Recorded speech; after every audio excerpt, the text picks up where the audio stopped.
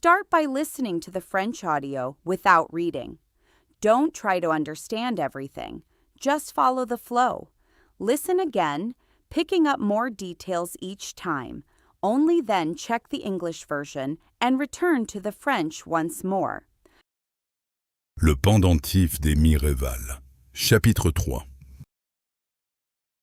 Puis vinrent les modifications plus concrètes. Le métal du bijou, lorsqu'il l'examinait, n'offrait plus la même température que les autres objets. Il demeurait tiède, comme porté depuis peu contre une poitrine vivante. Un matin, il découvrit sur le velours intérieur de l'écrin une poudre fine, grisâtre, qui n'était ni poussière, ni moisissure, ni cendre au sens ordinaire. Il en prit une pincée et lui laissa sur les doigts une odeur de crypte humide et de choses anciennement brûlées. Ce soir-là, il crut entendre, sous le plancher de sa chambre, un déplacement lent, régulier, comme si quelqu'un eût marché très bas dans l'épaisseur même de la maison. Son employé, une veuve nommée Martin, remarqua bientôt son changement. Il devenait distrait, commettait des erreurs de calcul, parlait seul. 2 clients affirmèrent l'avoir surpris en train de fixer, avec une intensité insensée, un tiroir fermé.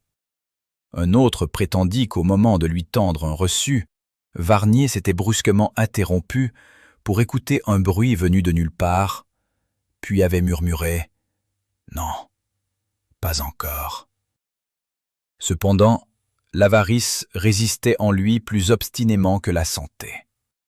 Au lieu de se défaire du pendentif, il le cacha plus profondément, comme si la clandestinité devait assurer sa possession. Il commença même des recherches. Dans des ouvrages achetés à vil prix sur les successions d'érudits, il découvrit des mentions fragmentaires d'un culte très ancien, antérieur à la romanisation de la région, peut-être même antérieur aux peuples celtiques eux-mêmes. On y adorait, dans certaines cavités funéraires, une entité liée à la garde des lignées, au serment du sang et à ce qu'un manuscrit appelait la restitution des prises illégitimes. Plus troublante encore fut une note marginale rédigée au XVIIIe siècle par un antiquaire local. Un joyau rouge, enserré d'or brun, fut retiré d'un sépulcre des hauteurs du Vexin. Le premier receleur mourut privé de visage. Le second, enfermé vivant avec ses coffres. À partir de là, Lucien voulut rendre l'objet. Mais il était déjà trop tard. Et c'est là ce qu'il y a de plus effrayant dans certaines fautes. Elles dépassent le moment où le repentir serait utile, tout en laissant subsister la conscience entière de la faute. Il se rendit au logis délabré des Mirval. La maison était vide. Les voisins dirent que Madame de Mirval avait quitté Rouen la veille pour rejoindre des parents en Touraine. Elle n'avait laissé aucune adresse. Lucien revint bouleversé, serrant sous son manteau le pendentif enveloppé dans un linge. Il lui sembla tout le long du trajet que les rues anciennes avaient pris une profondeur anormale et que les caves de la ville, sous les pavés, communiquaient soudain entre elles comme les alvéoles d'un organisme enterré. La dernière nuit de Lucien Varnier fut connue par l'état des lieux et par les phrases incohérentes qu'entendirent les voisins à travers le mur. On le perçut d'abord allant et venant avec agitation, tirant les verrous, déplaçant les meubles.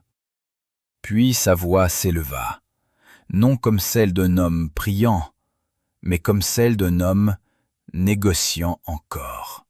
« Je le rends !» criait-il. « Je le rends. Vous entendez? Prenez-le. » Vers 2 heures du matin, un fracas énorme secoua la boutique. Personne n'osa descendre immédiatement. Le quartier n'était pas fait d'âmes téméraires. Ce n'est qu'au lever du jour que la porte fut forcée. On trouva le rez-de-chaussée intact, mais la chambre du dessus présentait un spectacle que les témoins, durant des années, refusèrent de décrire autrement que par allusion. Le coffre principal était ouvert. Tout son contenu, pièces, bijoux, papiers, avait été répandu sur le sol, comme si une main immense eût rejeté avec dégoût ces richesses dérisoires. Les murs portaient, à une hauteur singulière, des traînées grisâtres semblables à la poussière qu'avait observé Varnier. Quant à lui, il gisait près de la fenêtre, non mutilé au sens vulgaire, mais horriblement diminué. Son visage avait conservé ses traits, et pourtant, les assistants jurèrent qu'il y manquait quelque chose d'essentiel, comme si l'expression la plus intime, la qualité même d'être quelqu'un, s'en était retirée. Ses yeux ouverts ne reflétaient ni douleur, ni peur, ni surprise, mais une vacuité si parfaite qu'elle fit détourner la tête au plus endurci. Le pendentif, lui, avait disparu. 3 mois plus tard, à Tours, un notaire reçut d'une femme vêtue de noir un pli destiné à clore l'ancienne dette des Mirval auprès de la succession Varnier. Il contenait exactement la somme prêtée, les intérêts et un mot très court. Ceux qui retournent à sa lignée ne demandent plus réparation. Que les survivants apprennent qu'il n'est pas prudent de convertir en profit ce qui fut lié par plus ancien que la loi. Je n'ajouterai qu'une chose. La boutique fut vendue, puis relouée, puis abandonnée tout à fait. Aucun commerce n'y prospéra. Les locataires se plaignaient d'un bruit nocturne sous le plancher et d'une odeur de cave ouverte. Enfin, lors de travaux entrepris en 1897, on découvrit sous la maison une maçonnerie bien plus ancienne que les fondations connues. Et, dans cette maçonnerie, l'amorce murée d'un escalier descendant vers un niveau que les ouvriers refusèrent d'explorer après qu'un d'entre eux eût rapporté avoir vu, dans l'ombre d'en bas, quelque chose luire comme une braise noyée dans le sang. Ainsi périt Lucien Varnier, non pour avoir prêté, ni même pour avoir pris un gage, mais pour avoir cru que tout ce qui tombe entre les mains d'un homme devient, par ce simple contact, sa propriété légitime. Il existe des objets qui ne se possèdent pas. Il en est d'autres qui se souviennent. Et lorsque la cupidité touche à certaines mémoires plus anciennes que nous, elle découvre trop tard que le prix à payer n'est pas l'argent, mais le droit même de rester intact dans l'ordre du monde. The Miraval Pendant, Part 3. Then came the more tangible changes. The metal of the jewel, when he examined it, no longer had the same temperature as other objects. It remained warm, as though it had only just been worn against a living breast. One morning he discovered inside the velvet lining of the case a fine, grayish powder, which was neither dust, nor mold, nor ash in the ordinary sense. He took a pinch of it. It left on his fingers the smell of a damp crypt and things long burned. That evening he thought he heard, beneath the floorboards of his room, a slow, steady movement, as if someone were walking far below, within the very thickness of the house. His employee, a widow named Martin, soon noticed the change in him. He became distracted, made errors in calculation, spoke to himself. 2 clients claimed to have caught him staring with insane intensity at a closed drawer. Another insisted that just as he was about to hand over a receipt, Varnier had suddenly stopped to listen to a sound coming from nowhere, then murmured, "No, not yet." Yet greed held out in him more stubbornly than his sanity. Instead of getting rid of the pendant, he hid it more deeply, as though secrecy might secure his possession of it. He even began to conduct research. In books bought cheaply from the estates of scholars, he found fragmentary references to a very ancient cult, predating the Romanization of the region, perhaps even older than the Celtic peoples themselves. In certain funerary cavities, an entity had been worshipped, one tied to the guardianship of lineages, to blood-bound oaths, and to what one manuscript called the restitution of illegitimate takings.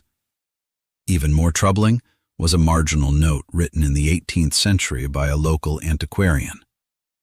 A red jewel, set in brown gold, was taken from a sepulchre in the heights of the Vexin. The first receiver died bereft of his face, the second shut in alive with his chests. From that moment on, Lucien wished to return the object. But it was already too late. And this is what is most terrifying about certain faults. They outlast the moment when repentance might still be of use, while leaving the full awareness of the fault intact. He went to the dilapidated residence of the Miraval family. The house was empty. The neighbors said that Madame de Miraval had left Rouen the previous day to join relatives in Touraine. She had left no address. Lucien returned in turmoil, clutching beneath his coat the pendant wrapped in cloth. All along the way it seemed to him that the old streets had acquired an abnormal depth, and that the cellars beneath the paving stones of the city now communicated with one another like the chambers of a buried organism. The last night of Lucien Varnier became known through the state of the premises and the incoherent phrases the neighbors heard through the wall.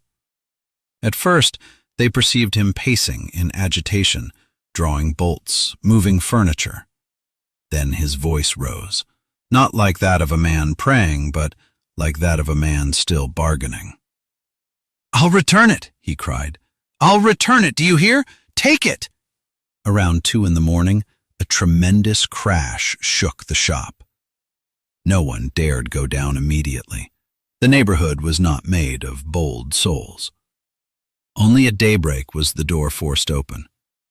The ground floor was found intact, but the upstairs room presented a spectacle that the witnesses, for years afterward, refused to describe except in hints. The main safe stood open. All its contents, coins, jewels, papers, had been scattered across the floor, as though an immense hand had flung aside these paltry riches in disgust. The walls bore, at a peculiar height, grayish streaks similar to the powder Varnier had observed. As for him, he lay near the window, not mutilated in the usual sense, but horribly diminished. His face retained its features, and yet the onlookers swore that something essential was missing from it, as if the most intimate expression, the very quality of being someone, had withdrawn. His open eyes reflected neither pain, nor fear, nor surprise, but such perfect emptiness that even the most hardened turned away. The pendant itself had disappeared. 3 months later, in Tours, a notary received from a woman dressed in black a sealed envelope intended to settle the Miraval family's former debt to the Varnier estate. It contained exactly the sum that had been lent, the interest, and a very short note. What returns to its lineage requires no further reparation. Let the survivors learn that it is unwise to convert into profit what was bound by something older than the law. I will add only one thing. The shop was sold, then rented, then abandoned entirely. No business prospered there. Tenants complained of a nocturnal noise beneath the floor and the smell of an open cellar. Finally, during renovations undertaken in 1897, masonry far older than the known foundations was discovered beneath the house, and within it, the sealed beginning of a staircase, descending to a level the workers refused to explore after one of them reported seeing, in the darkness below, something gleaming, like an ember, drowned in blood. Thus perished Lucien Varnier, not for having lent, nor even for having taken a pledge, but for having believed that everything that falls into a man's hands becomes, by that simple contact, his rightful property. There are objects that cannot be possessed. There are others that remember. And when greed touches certain memories older than ourselves, it discovers too late that the price to be paid is not money, but the very right to remain intact within the order of the world.